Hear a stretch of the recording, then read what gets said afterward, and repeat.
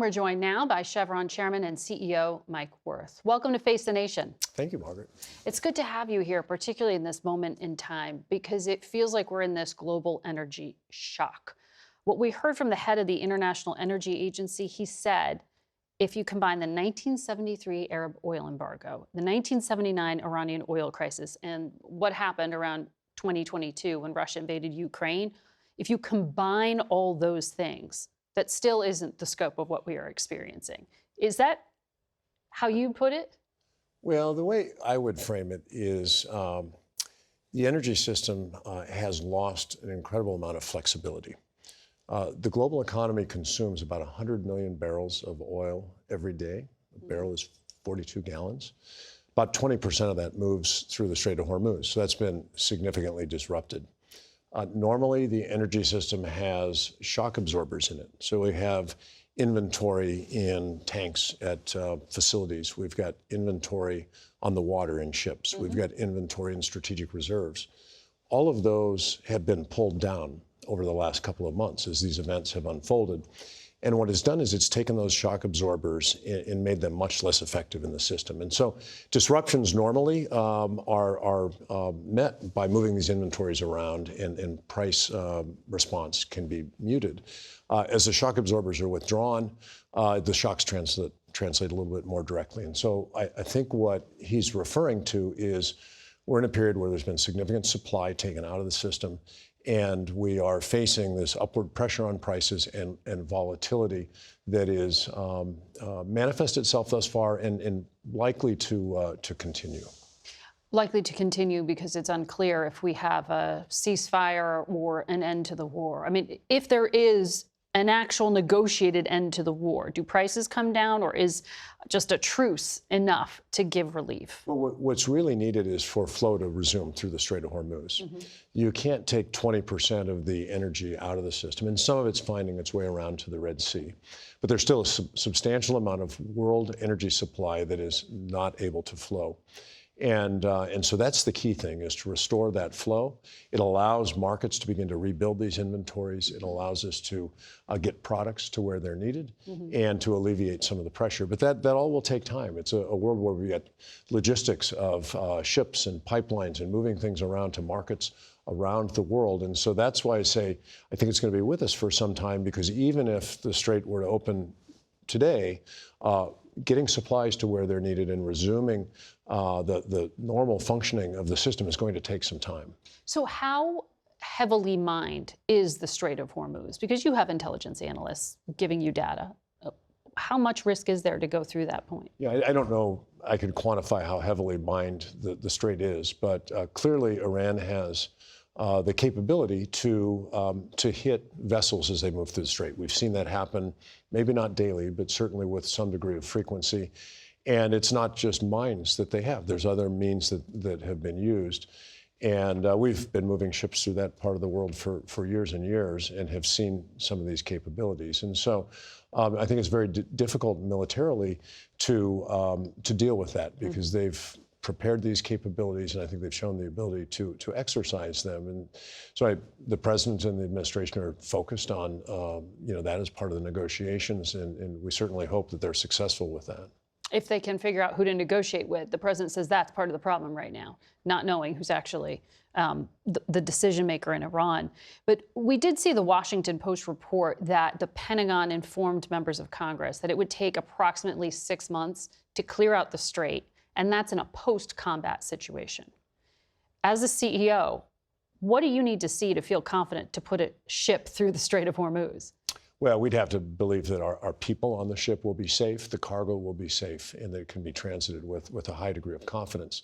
We'll work with the military authorities, the U.S. Navy, to make that assessment. And certainly many other shippers and ship owners are faced with the same questions. I haven't seen the report you referenced, but we work closely with the U.S. Navy and other military organizations around the world to ensure safe transit of ships all over the world. And so it's a decision we would make in collaboration with those kinds of experts. At one point, the Energy Secretary was on this program, and he said the first few ships would likely have a naval escort. Is that something you would want? Like, warships escorting through? Certainly seen naval escorts used in the past when there have been conflicts in that part of the world. We've had ships that have been escorted through the Strait.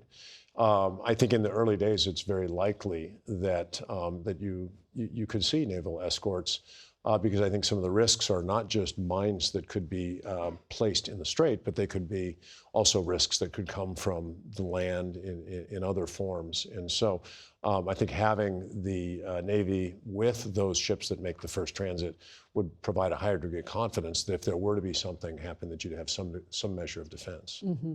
You just need to know with confidence that you are able to go through without getting hit, and that you can kind of adequately price that risk. Yeah, for us, at this point, pricing the risk. Because you're saying the risk has always existed. The risk has always existed. So pricing the risk is not the issue for us. It's the safety of our people. Our highest priority is the safety of our people, the security of our assets, protecting the environment.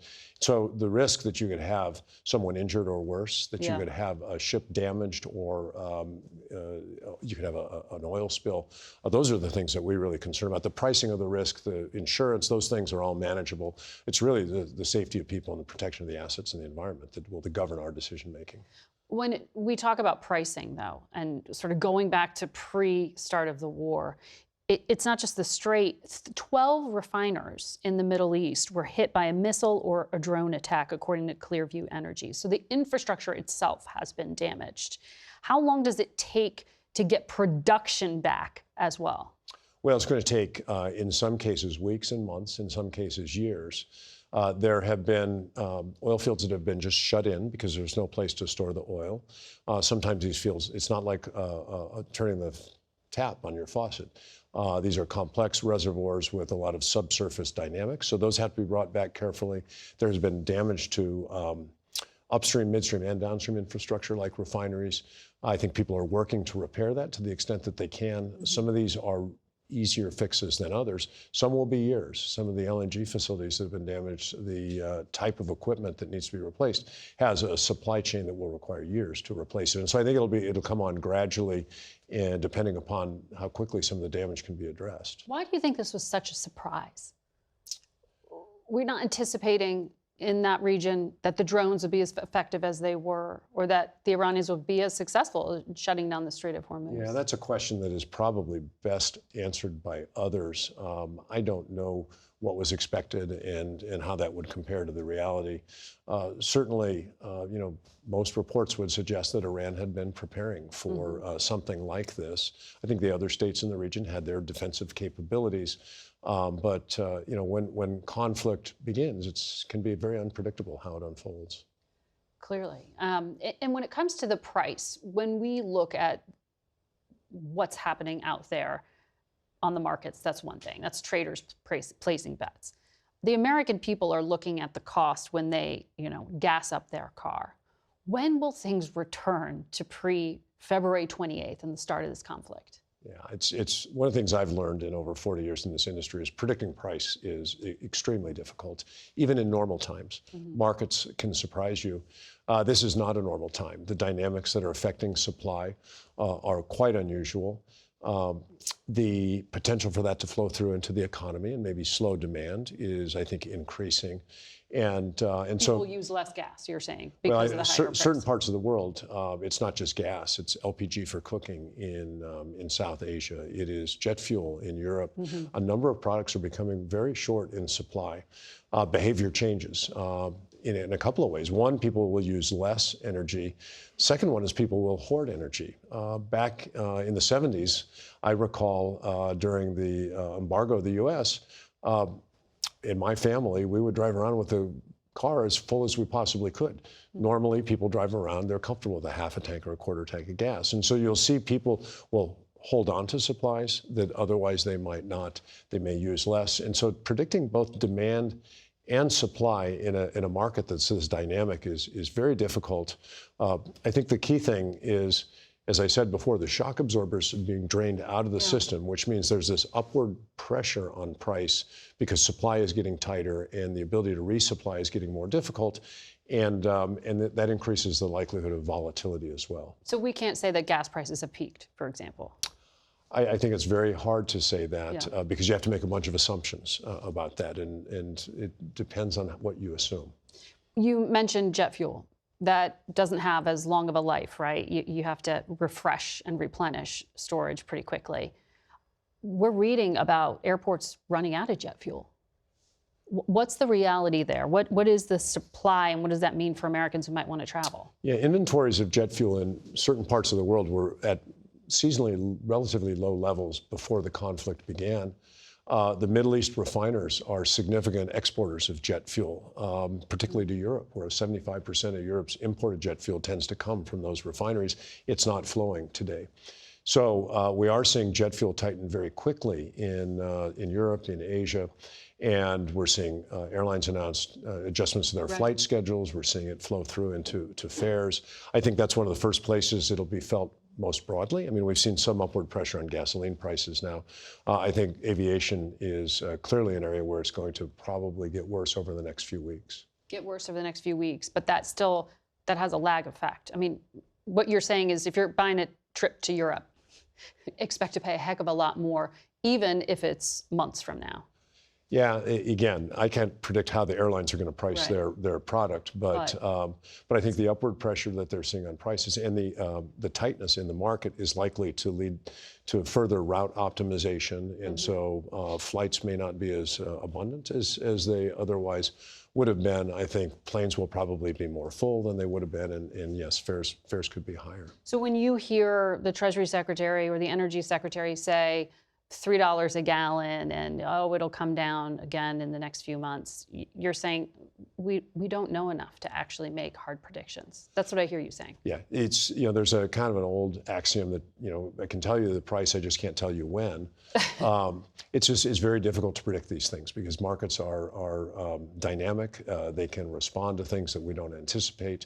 And the one reality is that these shock absorbers are not as effective as you get down to lower levels of inventory. And so I think that's going to be with us for a period of time. So the longer the conflict or this period we're in without resolution, it's going to continue to weigh. I think it can extend these market effects. So the president issued 5 different memos this past week applying to the Defense Production Act to oil, natural gas, and other energy infrastructure. This is going to, in theory, allow him to increase production. Can you just turn on production at a moment's notice? What difference does this make to you? Yeah, you can't turn on production at a moment's notice. It takes engineering, it takes supply chains, it takes contracts and workers moving and being mobilized. So it takes time to bring new production into the market. Our company had record production in the U.S. last year, 2 million barrels a day, 1 million barrels a day in the Permian. We're going to grow 7 to 10% again this year. So we do have plans underway to deliver more oil to the market. That's out in North Dakota and other parts of this country. North Dakota, outside of the country, some other locations as well. So we're investing to grow, but that has a lead time and it has planning and then execution time involved. The Defense Production Act intentions of the government, I believe, are aligned with some of their broader and pre-existing objectives to encourage investment in power generation for AI, for instance. And so I'm not sure that it is solely intended to respond to the current situation in the Middle East as much as it may be part of the broader goal to encourage more investment into energy infrastructure in this country. But the White House is urging energy companies to bump up production, right, to help alleviate costs? Well, in a time how much pressure are you getting? When supply is short, you want to bring as much supply into the market as you can. The administration has taken some actions that I think are very positive. The release from the Strategic Petroleum Reserve is helpful. There's something called the Jones Act, which puts restrictions on shipping in the U.S. That has been relieved, which provides more flexibility, which we're using to move supplies from places where they're plentiful to places where they're becoming very tight. That is like this 1920s law that required American ships to go to American ports. Built in American shipyards, crewed by American mariners, and there's only so many of those ships in existence, and they're fully utilized all the time. And so to make these incremental voyages, you need to bring other shipping assets into the mix, which the waiver of the Jones Act has done. And so we've been bringing crude oil and products from the Gulf Coast of the United States around to the West Coast to supply Alaska, Hawaii, California. Those are good actions that can help in the short term create supplies where supplies are needed. The longer term solution is really to have policies that encourage steady, continuous investment in infrastructure to increase supply and create a more resilient energy system over time. But for that, you need the other branch of government. You need Congress to go forward with permitting reform, right? I think permitting reform is a critical enabler of investment in all types, including wind and solar and nuclear and geothermal and traditional energy like oil and gas. It's easy to stop projects from being built in this country today. It's very difficult to get the permission to build it and then have it survive the inevitable challenges that it faces through the legal system. And so there's good work underway in Congress. There's some good legislation that has been drafted and is being discussed. And we're very supportive of permitting reform that allows appropriate environmental protection and oversight, appropriate legal provisions, but then also allows this country to invest and build infrastructure for the future of all types. But then you also need a vehicle, and you need Congress to actually act. I mean, right now, Congress is struggling to get very basic funding deals done. You're asking for them to write new laws. They haven't been doing that a lot lately. It's a very evenly divided Congress, and it has been difficult to get legislation done. I think this is important enough to the economy that and has some bipartisan support that I remain optimistic that we could see something emerge. Do you have any pledges from leadership that they will try to move on this because of the emergency we're in? Well, we've seen Congressman Westerman, Senator Lee have been working this. They've been working with colleagues on the other side of the aisle. And there's legislation that has been moved from the House to the Senate. There are discussions underway. And I can't predict the outcome of the process other than say I think it would be really good for this country to see that succeed.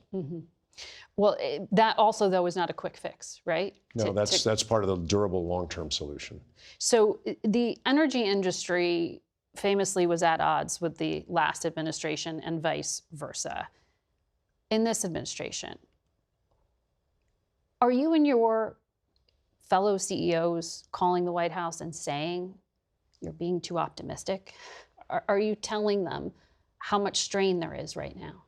Well, one thing I will say is this is an administration that engages the business community very regularly. And it's across the board from all different departments within the government. They seek dialogue, they seek input, and they're available and accessible in a way that I think is very, very good, particularly at a time like this. We engage in discussions with them on a regular basis about the situation. I had discussions as recently as today about the things we're doing to try to ensure reliable supplies into U.S. markets. And so, yes, we speak on a fairly regular basis. But you feel you can be honest and Absolutely. say, because the president is telling the American people gas prices aren't that high. His cabinet is telling the American people that prices are about to come down. You're telling me that's not that certain at all. Well, yeah, I'm telling you that the risks kind of skew to the upside right now. And they know that. And the opportunity is for us to, see flow resume through the Strait, and then at the same time pursue these policies, which I think the administration really does have as a priority to continue to encourage investment in infrastructure in our economy. The IMF director recently told us that this is going to last likely through 2026. You would say that's a fair assessment? Well, this is a significant shock to the system. It is reorienting trade flows, logistics, ships. The entire system is in a state of disequilibrium right now that has emerged over the last several weeks. And as we get to a resolution at some point in time, to establish a new equilibrium means you're going to have to resume flows. You're going to have to restart fields, to our earlier discussion. You're going to have to get ships repositioned in places that are optimal to establish supply. So it will take some time. It's not a light switch, as you said. So do you think that this Iran war has refocused investment on this hemisphere? That Chevron has a lot of business in this hemisphere. Do you see this as a market shift? I think it's too early to say that. I mean, this has been going on for 8 weeks. Our investment cycle takes years to put assets on the ground, which last for decades. And so our planning horizon doesn't respond to circumstances that emerge over this short a period of time. I think one of the interesting questions to watch will be on the other side of this, how does the energy system evolve? I suspect there will be structural differences in many aspects. Some could be hemispheric focus. Some could be infrastructure in the Middle East to create logistics routes that avoid certain choke points. And so I think there will probably be some differences that we see. There may be different levels of strategic stocks that countries decide that they want to hold as buffers, particularly countries that have found themselves very exposed. So I think the new energy system will look different than the one that that we've been living in recent times. I think it's early to predict with a lot of confidence exactly what that will look like. Well, in this hemisphere, in Venezuela, Chevron has been the only American long-term player of any significant size in that country. They have the world's largest oil reserves. The energy secretary told us after Maduro was taken out of power that the U.S. would be involved for at least a year, if not 2 years, before they hand over full sovereignty to the Venezuelan government. How deep does that go? Like, how long do you expect the American government to be in Venezuela trying to help change their energy policies? Yeah, again, that's probably better answered by someone other than me. I think they have. What needs to happen? Well, the new interim president has overseen some changes in their hydrocarbon law, which changes the terms under which companies could invest in the country. It moves things in a positive direction. It still needs some work. It's probably not enough to bring in the level of investment that would be desirable.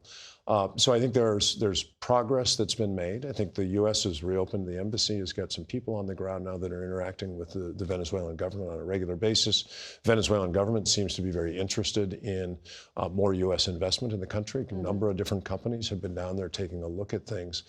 This would be good for Venezuela, it'd be good for the United States. This is, oil that is the type that the refineries along the Gulf Coast were designed to process. I think an increase in production there would improve energy reliability and supplies in the United States. So we're very supportive of those kinds of evolutions of the system, but it's a work in progress at this point.